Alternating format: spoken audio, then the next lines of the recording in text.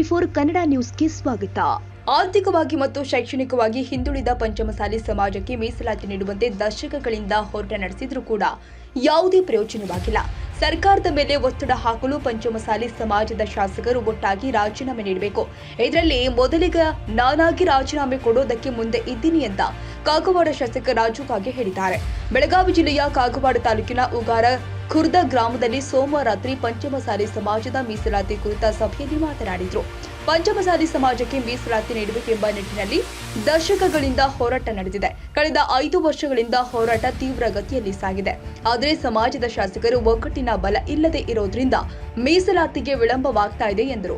ಪಂಚಮಸಾಲಿ ಸಮಾಜದ ಜಗದ್ಗುರು ಬಸವಜಯ ಮೃತ್ಯುಂಜಯ ಸ್ವಾಮೀಜಿ ಅವರು ಹಿಂದೆಯೂ ಕೂಡ ಬಿಜೆಪಿ ಸರ್ಕಾರದ ಮೇಲೆ ಒತ್ತಡ ಹೇರಿದ್ರು. ಕೆಲವು ನಮ್ಮ ಸಮಾಜದ ಶಾಸಕರು ಸಚಿವ ಸ್ಥಾನಕ್ಕಾಗಿ ಸರ್ಕಾರದ ಮೇಲೆ ಅಷ್ಟೊಂದು ಒತ್ತಡ ಹೇರಿಕೆ ಮಾಡಲಿಲ್ಲ. ನಾನು ಯಾವುದೇ ಸಚಿವ ಸ್ಥಾನಕ್ಕೆ ಆಸೆ ಇಲ್ಲ. ಮೀಸಲಾತಿ ವಿಚಾರದಲ್ಲಿ ಎಲ್ಲರೂ ಕೂಡ ಶಾಸಕರು ಒಗ್ಗಟ್ಟಾಗಬೇಕು. ಒಟ್ಟಾಗಿ ರಾಜೀನಾಮೆ ಕೊಟ್ಟರೆ ಯಾವುದೇ ಸರ್ಕಾರವಿರಲಿ ಮೀಸಲಾತಿ ನೀಡುತ್ತೆ ಎಂದರು. ಹಿಂದೆ ನಮ್ಮ ಹಿರಿಯರು ಸಮಾಜಕ್ಕೋಸ್ಕರ ದೇಶಕ್ಕೋಸ್ಕರ ತ್ಯಾಗ ಮಾಡಿದ್ದರಿಂದ ಅವರು ಇತಿಹಾಸ ಪುಟ ಸೇರಿಕೊಂಡಿದ್ದಾರೆ. ನಾವು ಕೂಡ ಇಲ್ಲಿ ಪಂಚಮಸಾಲಿ ಸಮಾಜಕ್ಕೋಸ್ಕರ ಏನಾದರೂ ಒಂದು ನಿರ್ಣಯ ಮಾಡಬೇಕು. ನಾನು ರಾಜೀನಾಮೆಗೆ ಸಿದ್ಧನಿದ್ದೇನೆ. ಪಂಚಮಸಾಲಿ ಸಮಾಜದ ಸಲುವಾಗಿ ರಾಜುಗಾಗಿ ರಾಜೀನಾಮೆ ನೀಡಿದ್ದ ಎಂದು ಇತಿಹಾಸ ಪುಟದಲ್ಲಿ ಸೇರಿ ಹೋಗಲಿ ಅಂತ ಹೇಳಿದರು. ಶಾಸಕ ಸ್ಥಾನ ಅಧಿಕಾರ ಇದ್ರೆ ಅಷ್ಟೇ ಊಟ ಆಗಲ್ಲ. ನಮ್ಮ ಹಿರಿಯರಿಗೂ ಕೂಡ ಯಾವುದೇ ಅಧಿಕಾರ ಇಲ್ಲದಿದ್ರೂ ಬದುಕಿದ್ದಾರೆ. ನಾವು ಕೂಡ ಸಮಾಜದ ಮೀಸಲಾತಿಗಾಗಿ ಸರ್ಕಾರದ ಮೇಲೆ ಒತ್ತಡ ಹಾಕಲು ಪಂಚಮಸಾಲಿ ಸಮಾಜ ಎಲ್ಲರೂ ಶಾಸಕರು ಸಾಮೂಹಿಕವಾಗಿ ರಾಜೀನಾಮೆ ನೀಡೋಣ. ಇದರಿಂದ ನಮಗೆ ಮೀಸಲಾತಿ ಸಿಗುತ್ತೆ, ಇಲ್ಲವಾದ್ರೆ ಇತಿಹಾಸ ಪುಟ ಸೇರ್ತಾ ಇದೆ ಎಂದರು. ಅಲ್ಲಿಂದ ನಾವು ಮೆರಿಟ್ ಅಟೆಂಡಲ್ಲಿ ಕೂಡಿದ್ವಿ. ರಾತ್ರಿ ಎಲ್ಲ ಅಕ್ಕನೂ ಇದ್ರು, ಎವಿ ಪಾಟೀಲ್ ಇದ್ರು, ಎಲ್ಲರೂ ಇದ್ರು. ಇದು ಏನಾಗೈತೆ ಸರ್, ನನ್ನ ವೈಯಕ್ತಿಕ ಅನಿಸಿಕೆಗಳನ್ನು ನಾನು ಹಂಚ್ಕೋತೀನಿ ಅಷ್ಟೇ. ಇವು ಒಬ್ಬ ರಾಜ ಅವನಲ್ಲಿ ಬರ್ತಡೇ ಮಾಡೋರಿದ್ದಾಗ ಹಾಲುಗೊಳೆ ಮಾಡಬೇಕು ಅನ್ನುವಂತ ಒಂದು ಚರ್ಚೆ ಆಯ್ತು. ಹಾಲುಗೊಳೆ ಮಾಡ್ಬೇಕು ಚರ್ಚೆ ಆದಾಗ ಎಲ್ಲರಿಗೂ ಒಂದು ಆದೇಶ ಮಾಡ್ಬಿಡೋಣ, ಮಂತ್ರಿಯವರು ಹೇಳಿದ್ರು, ಅಜ್ಜರ ಒಂದು ಆದೇಶ ಮಾಡ್ಬಿಡೋಣ, ನಾವು ಎಲ್ಲಾರು ಒಂದೊಂದು ಚೆರಿಗೆ ಹಾಲು ತಂದು ಒಂದು ಡ್ರಮ್ದಾಗ ಹಾಕಲ್ಲ ಎಲ್ಲಾರು. ಮತ್ತೆ ನಾವೇನು ಹಾಲು ತಗೊಂಡು ಎಲ್ಲಾರು ಒಂದೊಂದು ಚೆರಿಗೆ ಅಂದ್ರೆ ಏನು ಭಾಳ ಎಲ್ಲರಿಗೂ ಭಾರನೂ ಆಗಲ್ಲ ಮತ್ತು ಯಾರಿಗೂ ಹೊರೆನೂ ಆಗಲ್ಲ. ಮತ್ತು ನಾವು ಯಾರ ಕಡೆ ಹೋಗಿ ಗೊಳೆ ಮಾಡುವಂತ ಪರಿಸ್ಥಿತಿ ಬರಾಗ ಹಾಲಿನ ಸಮಸ್ಯೆ ಬಗ್ಗೆ ಇರ್ತೈತಿ. ನಮಗೇನು ನಾಳೆ ಒಂದು ಕಾರ್ಯಕ್ರಮ ಹಾಲು ಬೇಕಾದವು. ನಾ ಏನು ವಿಚಾರ ಮಾಡಿ ಎಲ್ಲಾರು ಹಾಲು ಹಾಕ್ಲಾಕತ್ತಾರ, ನಾವೊಬ್ಬ ಒಂದು ಚೆರಿಗೆ ನೀರು ಹಾಕಿದ್ರೆ ಏನಾಗೋದೈತಿ ಅಂತೇಳಿ ನಾ ವಿಚಾರ ಮಾಡಿ. ಅದ ನಾವು MLA ಎಲ್ಲಾರು ಪಂಚಮಸಾಲಿ MLA ನಾನು ಬೆಳಿಗ್ಗೆ ಎಲ್ಲಾರು ಅದು ಮುಚ್ಚಿಕ್ಕಿತ್ತಲ್ಲ ಯಾಕೆ ಹೋಗೋದು ಹಾರ ನೋಡ್ತು ಅದು ಗೊತ್ತಾಗದಿರ್ತಾರೆ ಹಾಲು ಎಲ್ಲ ಒಯ್ಲು. ಮುಂಜಾನೆ ಅಂತ ಮುಚ್ಚುಣಿಗೆ ತೆಗೆದಾಗ ನೀರ ಐತಿ, ಯಾವ ಒಬ್ಬು ಹಾಲು ಹಾಕಿರ್ತಾರೆ. ನಮ್ಮಲ್ಲಿ ಹೆಂಗಾಲ ಗೊತ್ತಿಲ್ಲ ಸರ್, ನಾನೊಬ್ಬ ಹೋರಾಟದಾಗ ಪಂಚಮಸಾಲಿ ಬೆಲೆ ನಾವು ಹೋರಾಟದಾಗ ಭಾಗಿಯಾಗಲಿಲ್ಲಂದ್ರೆ ಏನಾಗುದೈತಿ, ನಾಳೆ ಹರಿವತ್ತೆ ಅಂತ ಎಲ್ಲಾ ಪಂಚಮಸಾಲಿ ಅವ್ರು ರಾಜೀನಾಮೆ ಕೊಡ್ಲಿ, ಅವ್ರ ಅಪ್ಪ ತಿಳಿಲೇ ಮಾಡ್ತಾರೆ. ನನ್ನ ರಾಜೀನಾಮೆ ಮೊದಲು ಕೊಡ್ತೇನೆ. ನಾನು ಏನ್ ಅಧಿಕಾರ ಬೇಕಂತದೆ ಅದರಿಂದ ಬದುಕಿದೇವೆ ನಿಗಮನ. ಈ MLA 5 ವರ್ಷ ಬದುಕಿದೆವು.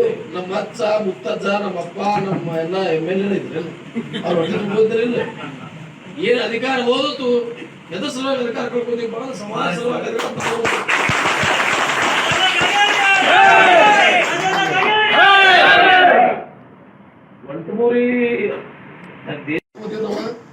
ಅವರು ತ್ಯಾಗವನ್ನ ಮಾಡಿದಾರೆ ಸಮಾಜಕ್ಕೆ. ಇಡೀ ಆಸ್ತಿಯನ್ನು ಕೊಟ್ಟು ಇವತ್ತಿನ ದಿವಸ ಸಾವಿರಾರು ಕೋಟಿ ಏಷ್ಯಾ ಖಂಡದಲ್ಲಿಯೇ KLD ಸಂಸ್ಥೆ ಪ್ರಥಮ ಸಂಸ್ಥೆ ಯಾವಾಗ ಆಯ್ತದ, ಅವಾಗ ಆ 11 ಮುನಿಗಳು ತ್ಯಾಗ ಮಾಡಿದ ಪ್ರತಿಫಲ ಇವತ್ತೈತಿ. ಅವಾಗ ಇತಿಹಾಸದಾಗ ನಮ್ಮ ಹೆಸರು ಹೋಗ್ಲೇ ಏನಾಗುದೈತಿ. ಇವರು ಒಂದು ಪಂಚಮಸಾಲಿ ಹೋರಾಟಕ್ಕಾಗಿ ತಮ್ಮ ಅಧಿಕಾರವನ್ನ ಕಳೆದುಕೊಂಡ ಹೆಸರು ಬಂದೈತಿ. ಅದಕ್ಕೆ ಅಪಮಾನ ಯಾಕೆ ಕೆತ್ತರಿಸೋದೇ ಅನ್ಸತ್ತೆ. ಅದಕ್ಕೆ ನಾ ಏನ್ ಮಾಡಿದ್ರು, ಎಲ್ಲಾರು ಸತ್ರ ಸಾಯವಾರ ನಾಡ್ ಸೆಫ್ಟಿ ಇದ್ರೆ ಸಾಕಿದ್ರೆ ನಮ್ಮ MLA ಮನಸ್ಸೈತಿ ಸರ್. ನಿಮ್ಮೊಂದು ಬರೋದ ಮಾತಾಡೋದಿಲ್ಲ, ನಾ ಒಬ್ಬ ಮಾತಾಡೋ ಏನಿರ್ತದ ಬರೋದು ಅಜ್ಜರ ಒಟ್ಟ ಹೋರಾಟ ಮಾಡ್ತೇವೆ. ಹೊರಗೆ ಬಂದ ಅನ್ನೋದ ಅದು ಆಗಿಲ್ಲ. ಒಬ್ಬ ಟೆಕ್ನಿಕಲ್ ಅನ್ಸೈತಿ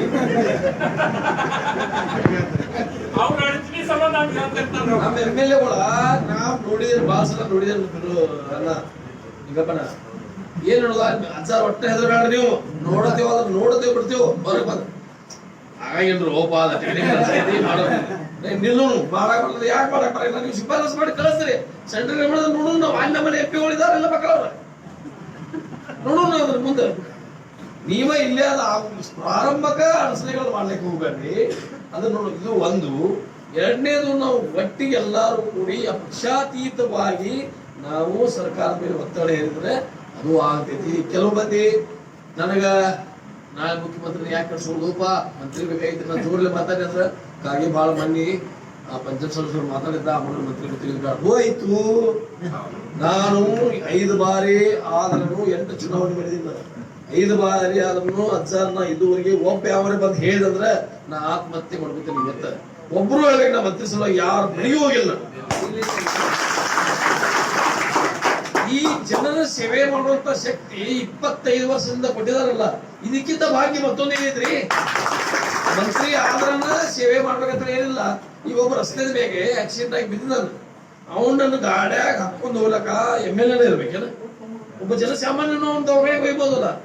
ಒಂದು ಜನ ಸೇವೆ ಮಾಡಿ ಇದೊಂದು ವ್ಯವಸ್ಥೆ ಅಷ್ಟೇ. ಅಧಿಕಾರಿಗಳು ಮತ್ತು ಕೆಲವು ವ್ಯವಸ್ಥೆಗೆ ನಾವು MLA ಬೇಕಷ್ಟ. ಜನ ಸೇವೆ ಮಾಡ್ಲಾಕ ನೀವು ಅಜರ್ ಮಾಡೋದು ನೀವು MLA ಇದ್ರೇನ? ಒಂದು ಜನ ಸೇವೆ ಮಾಡ್ಲಾಕ ಅಧಿಕಾರದ ಅವಶ್ಯಕತೆ ಇಲ್ಲ. ನಾವು ಅಧಿಕಾರಿಗೆ ಅಡ್ಯಾಪ್ಟ್ ಆಗುದು ಬೇಡ. ನಾವು ಅಡ್ಯಾಪ್ಟ್ ಆಗೋದು ಕೆಲಸ ಆಗೋದಲ್ಲ. ನಾವು ಯಾವಾಗಲೂ ಎಲ್ಲೋ ಹೇಳ್ತಾನೆ ಆಗೋದು ಸರ್ ಆತಂದ್ರೆ ನಾನು ಯಾವಾಗಲೂ ಸಿದ್ಧ ನಮಗೆ ನಾನು ಧರ್ಮ್ ಸಿಂಗ್ ಅವರು ನಾನು ಅಪೋಸಿಷನ್ ಆಗವ ಧರ್ಮ್ ಸಿಂಗ್ ಅವರು ಮ್ಯಾಗ ಇದ್ರು ಮುಖ್ಯಮಂತ್ರಿ ಧರ್ಮ್ ಸಿಂಗ್ ಅವರು 2005 ಆಮೇಲೆ ಎಲ್ಲಾ ಮಂತ್ರಿಗಳು ನಿಂತಿದ್ರು ನಿಮಗೆ ಬಾಗಲ್ದಾಗ. ನಾವು ಹೋಗಿ ಇವ್ರ್ಯಾಕೆ ನಿಂತಿದ್ರು ಈಗ ಸಾಹೇಬ್ ಮ್ಯಾಗಿದ್ರು ಏನ್ ಸಾಹೇಬ್ ಮ್ಯಾಗಿದ್ರು ನಾವು ಬಡ ಬಡ ಬಡ ಬಡ ಬೆಡ್ರೂಮ್ ಹೋದೆ ನಾವು ಗವರ್ಮೆಂಟ್ ಬಿಡಾಗಿದ್ರು ಸರಿ ಆಮೇಲೆ ಅವರು ಧರ್ಮ್ ಸಿಂಗ್ ಅವರು ರಾಜು ಇದನ್ನ ಬೆಡ್ರೂಮ್ ಹೋದ್ರೆ ನನಗೆ ಅವಕಾಶ ಕೊಟ್ಟು ನುಗ್ಗಿ ಮ್ಯಾಗ ಕೂತಿದ್ರು ಅವ್ರು. ಸಾಹೇಬ್ ನಂದೇ ನಿಮ್ ಕೂಡ ಒಂದು 4-5 ತಾಸಿಗೆ ಮಲಗಾವದೆ ನಿಮ್ ಕೂಡ ನಂದೊಂದು ಸಹಿ ಐತೆ ಸಹಿ ಮಾಡಿ ಹೋಗ್ಬಿಡ್ತೇನೆ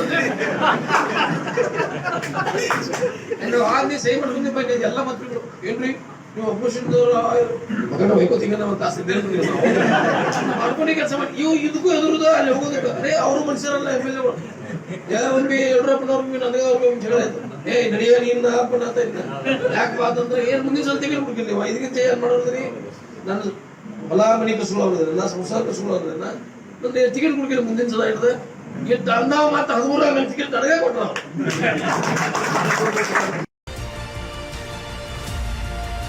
ತಾಜಾ ಸುದ್ದಿಗಾಗಿ ಟಿವಿ 24 ನ್ಯೂಸ್ಗೆ ಸಬ್ಸ್ಕ್ರೈಬ್ ಮಾಡಿ ಮತ್ತು ಬೆಲ್ ಐಕಾನ್ ಒತ್ತಿ ತಪ್ಪದೇ ಲಿಂಕ್ ಶೇರ್ ಮಾಡಿ.